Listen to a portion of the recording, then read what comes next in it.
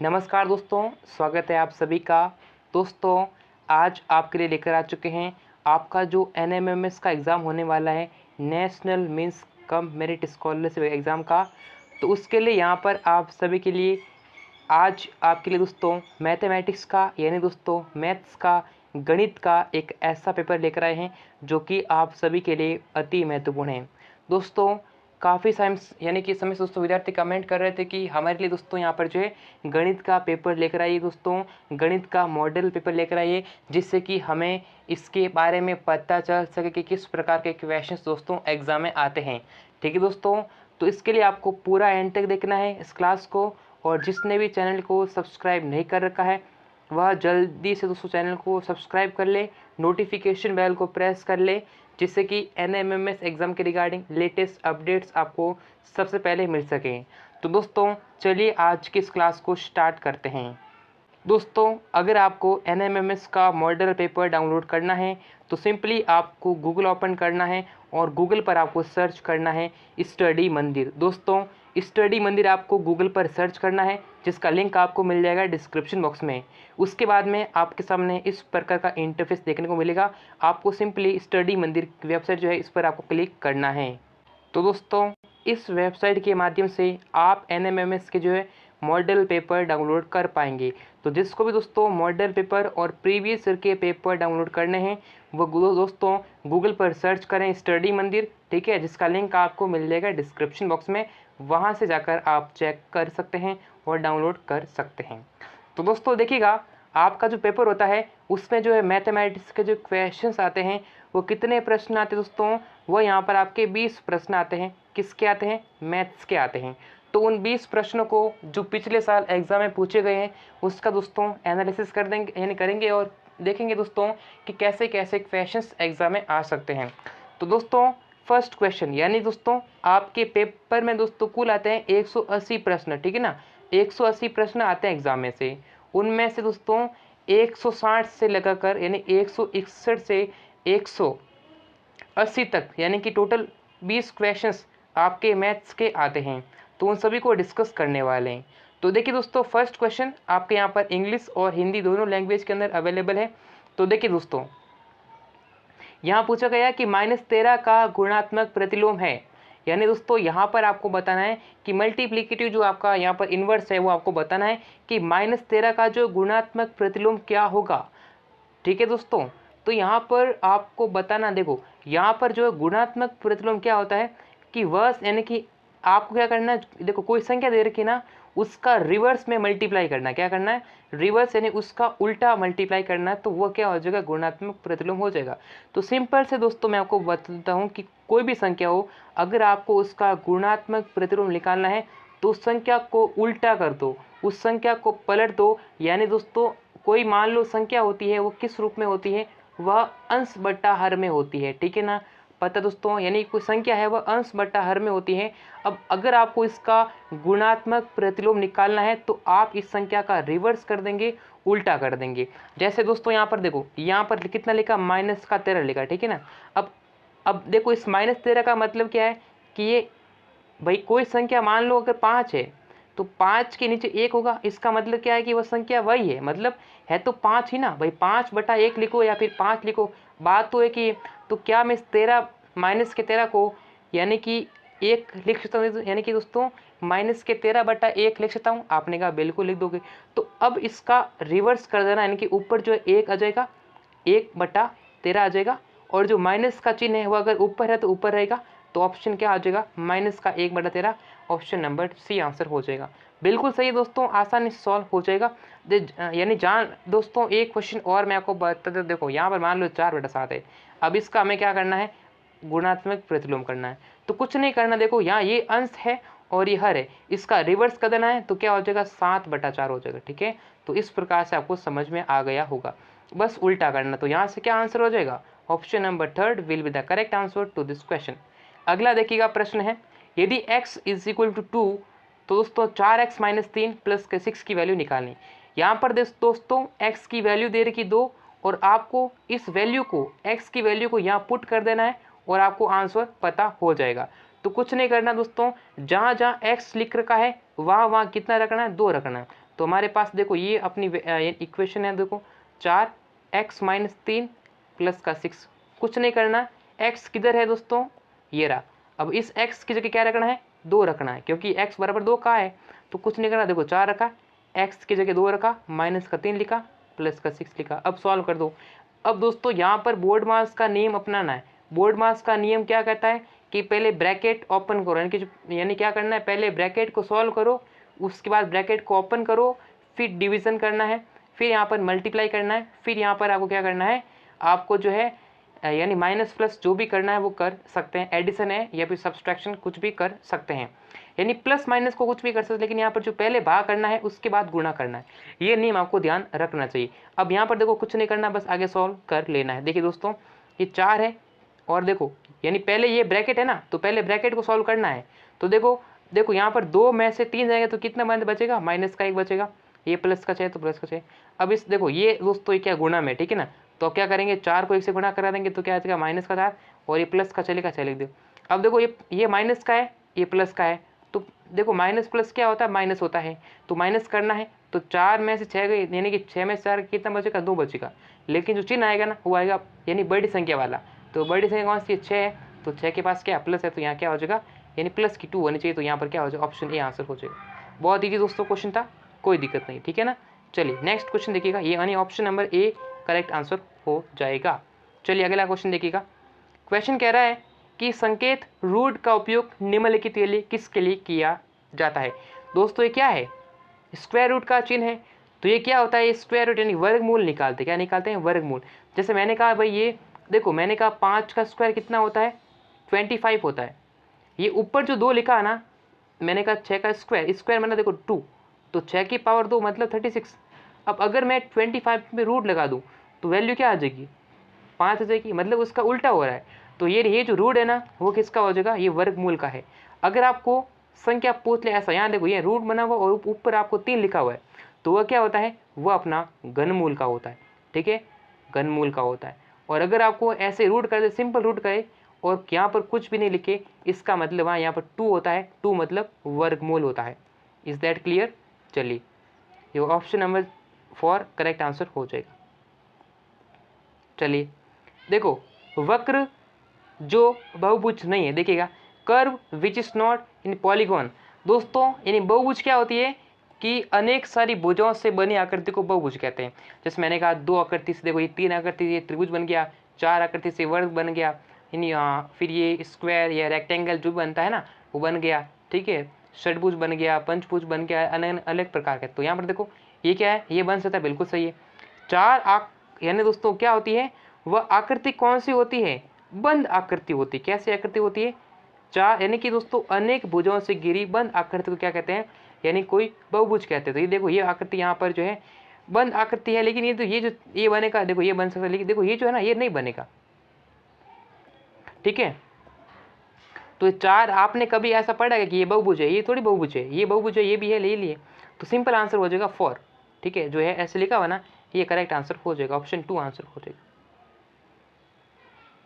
देखो यहाँ बताना है x की वैल्यू।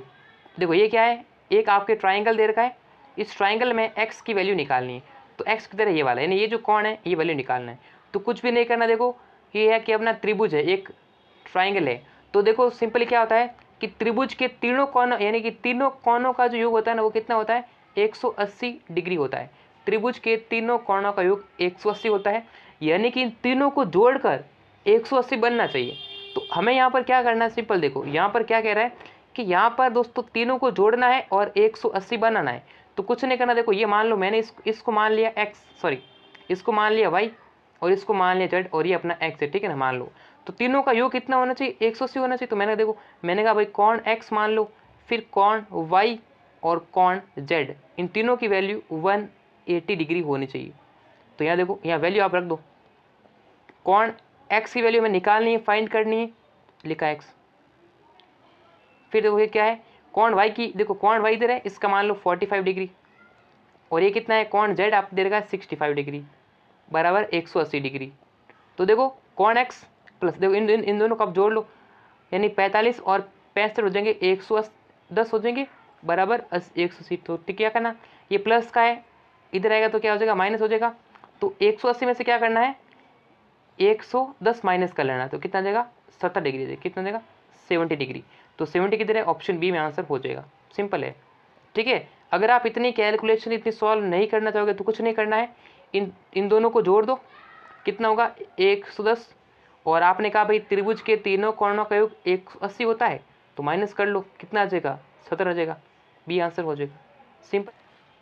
नेक्स्ट क्वेश्चन देखिएगा दोस्तों, 166, एक वर्ग में समांतर भुजों के सभी गुण पाए जाते हैं, सम चतुर्भुज के सभी गुण पाए जाते हैं, आयत के सभी गुण पाए जाते हैं, या फिर क्या होगा उपरोक्त सभी। दोस्तों वर्ग, मैंने कहा भाई ये कोई स्क्वायर है तो उसमें समांतर चतुर्भुज भी है, सम चतुर्भुज भी है, आयत भी लगभग मान के चल सकते हैं, तो ऑप्शन डी करेक्ट आंसर हो जाएगा।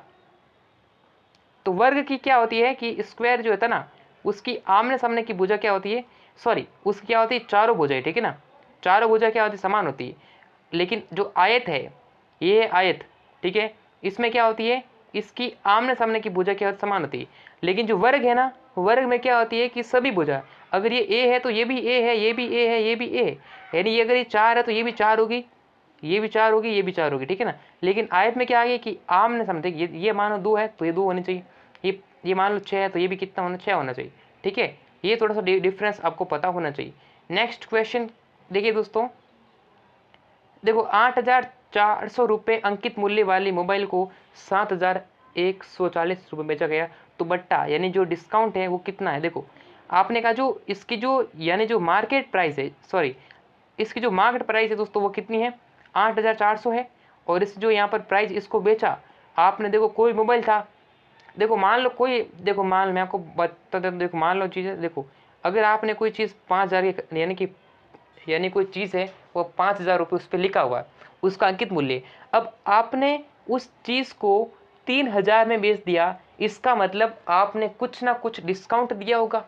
भाई आप दुकान पे कोई सामान खरीद जाते हो तो कोई चीज़ वस्तु होती है 200 की, फिर आप 200 वस्तु होती है तो आप क्या करते हो, आप कहते हो कि थोड़ी बहुत छूट दो, यानी इस पर डिस्काउंट दो, तो दुकानदार कहेगा कि आप इस वस्तु को 180 में ले लो।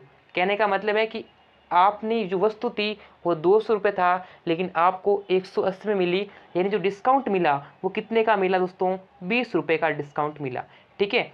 ठीक उसी प्रकार से इस क्वेश्चन में करना दोस्तों क्या है कि 8,400 क्या है, इसकी मार्केट प्राइस है, एमपी है, और दोस्तों आपने 7,100 में बेच दी, यानी 140 में बेच दी, यानी ये विक्रय मूल्य है, ये क्या विक्रय मूल्य है। तो कुछ नहीं करना, बस डिफरेंस कितना, अंतर कितना, देखो यानी छूट कितनी मिली, 8,400 थी पहले, माइनस कर लो 7,160, ठीक है ना, तो माइनस किया तो 0, फिर 10 में से आ गया 4, फिर 3 में से 1 गया 2, और 1 यानी कि 1200, यानी दोस्तों यहाँ क्या हो जाएगा, ये 40 है, ठीक है ना, इसके 4 है तो यहाँ लिखा मैंने, ये गलत लिए 4, ठीक है, ये 4 है, ये हो जाएगा 6,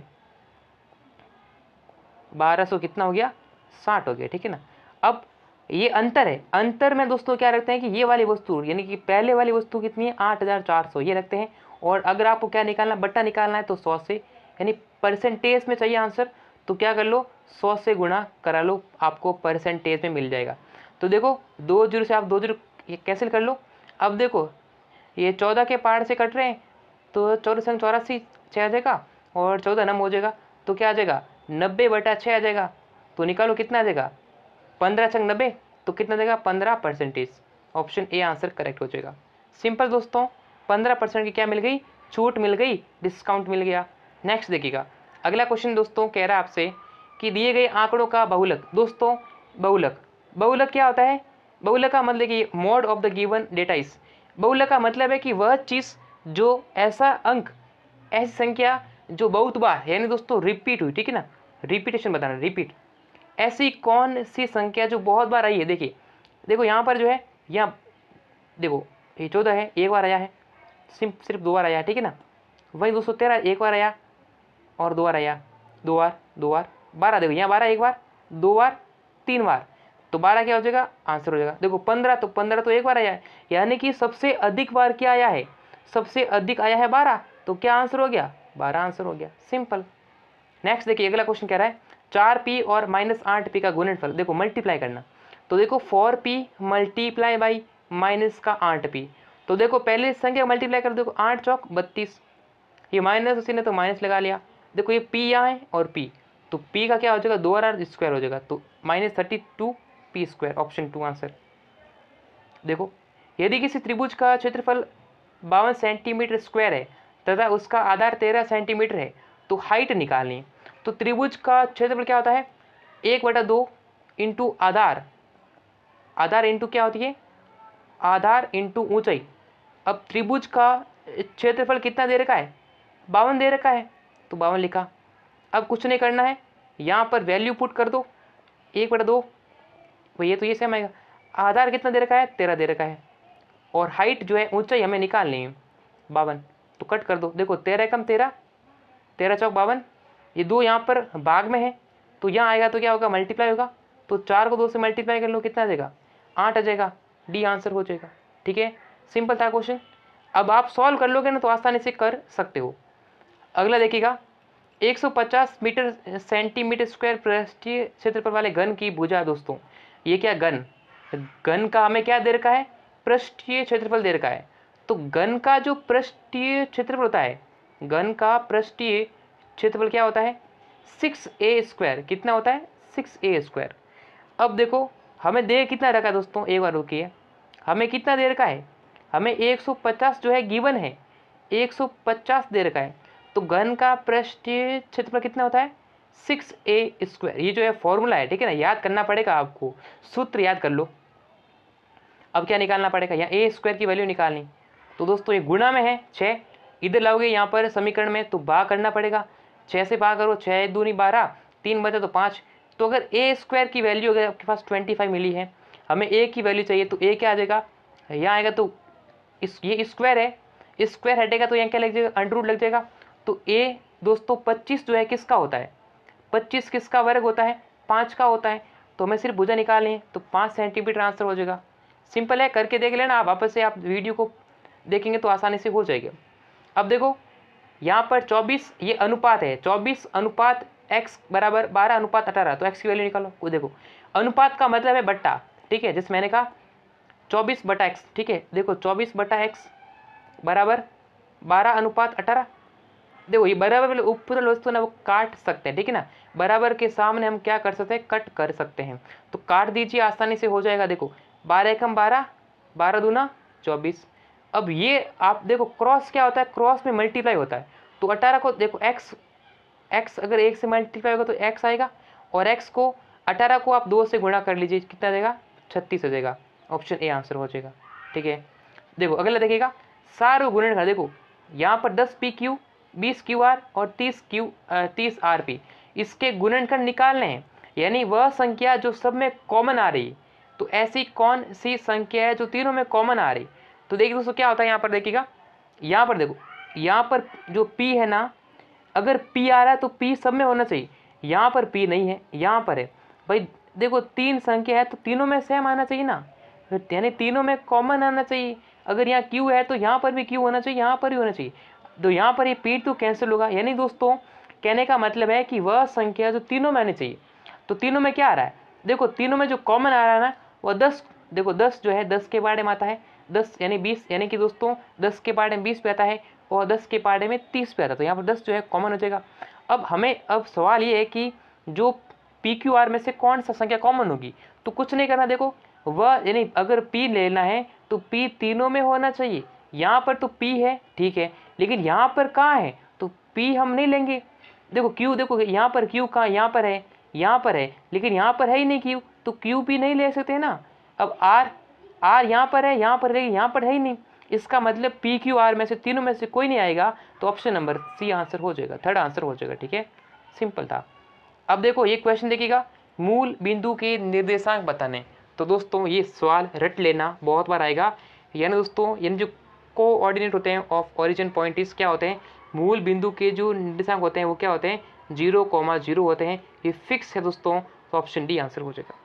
नेक्स्ट देखिए दोस्तों 5 की घात 3 माइनस यानी सॉरी ये भाग है, भाग 5 की घात 3 की वैल्यू देखो, यहाँ पर जब भाग आई ना, देखो यहाँ आधार कितना है दोस्तों, आधार क्या है, आधार समान,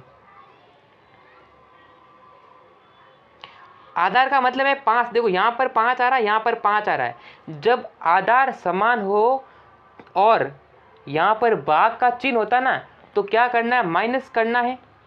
देखो दोस्तों, दो नियम होते हैं। जब आधार समान हो और अगर गुणा का चिन्ह हो तो घातें क्या हो जाएगी, जुड़ जाएगी। लेकिन जब आधार समान हो और भाग का निशान हो ना, तो माइनस होगी। तो देखो दोस्तों, ये घातें क्या हो जाएगी, माइनस हो जाएगी। तो 3 में से 3 जाएगा, कितना बचेगा, 3 - 3 इज इक्वल टू कितना बचेगा भाई, 5। देखो 3 में से 3 कितना आएगा, 0 आएगा। अब 5 की घात 0। दोस्तों, किसी भी संख्या की अगर घात आपके सामने 0 आती है ना, कोई भी संख्या है, अगर उसकी घात 0 होती है तो उसका मतलब 1 होता है। ठीक है, 1 यानी ऑप्शन थर्ड। मैंने कहा भाई 2 की पावर 0, तो इसका मतलब क्या, 1। मैंने कहा 8 की पावर 0, इसका मतलब 1। कोई भी संख्या है, उसकी घात अगर 0 है, उसकी पावर 0 है, तो उसकी वैल्यू 1 होती है। ये दोस्तों सिंपल आपको ध्यान रखना है। तो देखिए दोस्तों, अगला प्रश्न देखो, सिंपल क्वेश्चन देखिएगा क्या कह रहा है कि 24 का 3 24। तो देखो का मतलब क्या होता है, मल्टीप्लाई। क्या होता है, का मतलब मल्टीप्लाई, ऑफ यानी मल्टीप्लाई। ठीक है ना। तो 24 और 24 का क्या निकालना है, 3 चौथाई। तो 3/4 काट दो, 4 एकम 4, 4 छंग 24 और 6 को 3 से गुणा करा दो, तो 6 तिया 18, ऑप्शन नंबर थर्ड।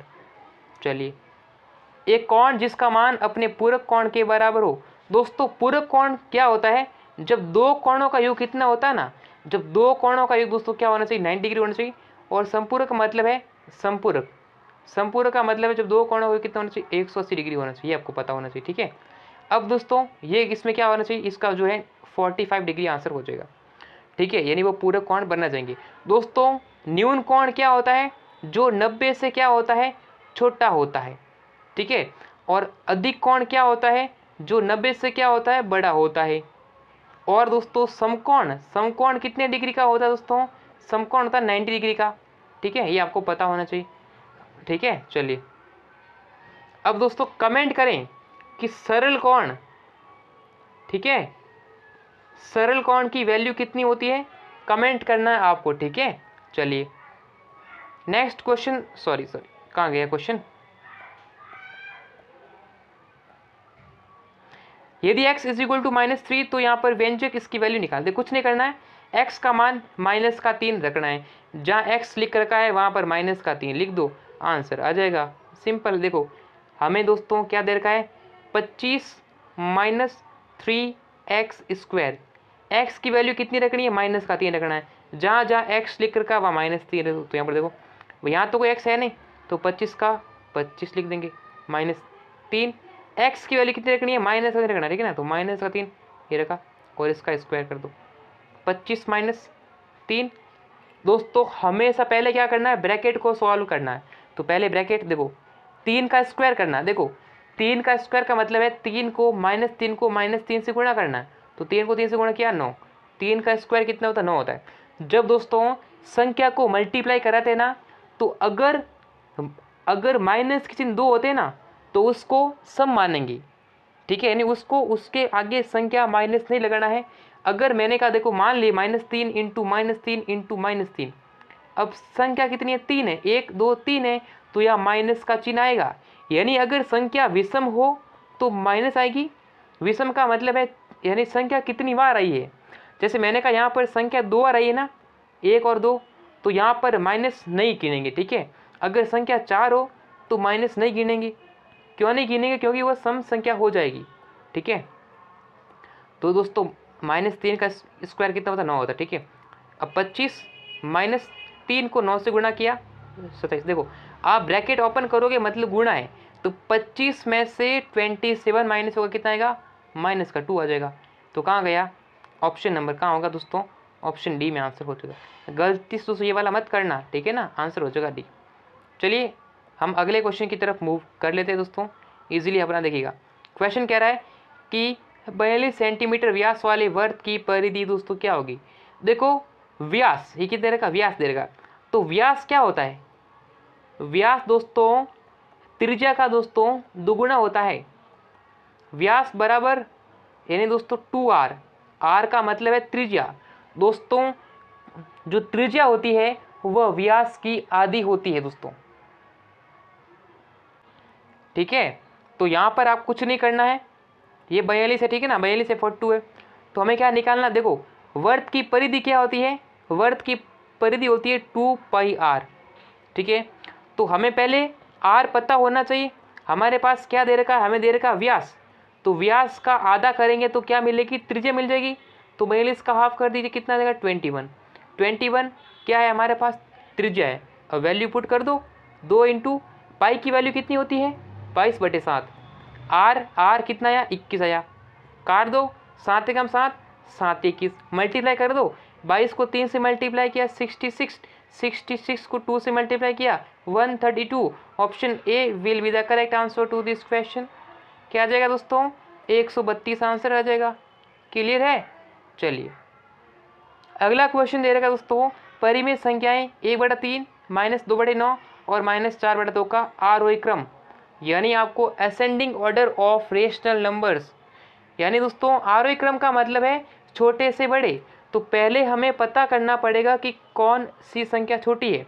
अगर मैं आपको बोलूं कि 2, 5 और 6, इन सब में सबसे छोटी संख्या कौन सी है, आप कहेंगे सर 2 है, आपने पता लगा लिया। अब अगर मैं कहूँ इसमें सबसे बड़ी संख्या कौन सी है, आप कहेंगे सर 6 है। लेकिन मैं अगर आपको ये पूछूं कि इन तीनों में से सबसे छोटी और सबसे बड़ी कौन सी है, तो क्या आप बता पाएंगे, सीधे नहीं बता पाएंगे, इसको हल करना पड़ेगा, इसको ऐसे बनाना पड़ेगा। अब ऐसे आप नहीं बता सकते कि भाई कौन सी है, इसको सॉल्व करना पड़ेगा, इसको इस रूप में डालना पड़ेगा। तो कैसे डालेंगे देखिएगा, जब भी संख्या बट्टे में हो, अंश बटा हर में हो, परिमेय संख्या यानी कि अंश बटा हर में हो, तो कुछ नहीं करना, आप मान लो आप इसको भाग देकर चेक कर लो। तो यहाँ मैं थोड़ा जूम कर लेता हूँ, देखो यहाँ, देखो यहाँ कितना दे रखा है हमारे पास 1/3 है, ठीक है। तो इसको मान लीजिए आप, इसको क्या मान लें दोस्तों, इसको मान लो कि यहाँ ऊपर लगा दो 0, सबके ऊपर 0 लगा दो। तो यहाँ पर देखो ये मैंने कहा भाई ये संख्या थी हमारे पास में, ये -2/9 था, फिर ये दोस्तों -4/3। इन सब के पीछे मन से क्या मान लो, 0 मान लो, 0 यहाँ मान लिया 0, जिससे क्या हो जाएगी आसानी हो जाएगी। तो देखो यहाँ पर देखो, अब मतलब है कि 10 में 3 का भाग देंगे तो कितना आएगा, ये आपका आएगा 3.33, ठीक है। चलिए 3.33 आएगा।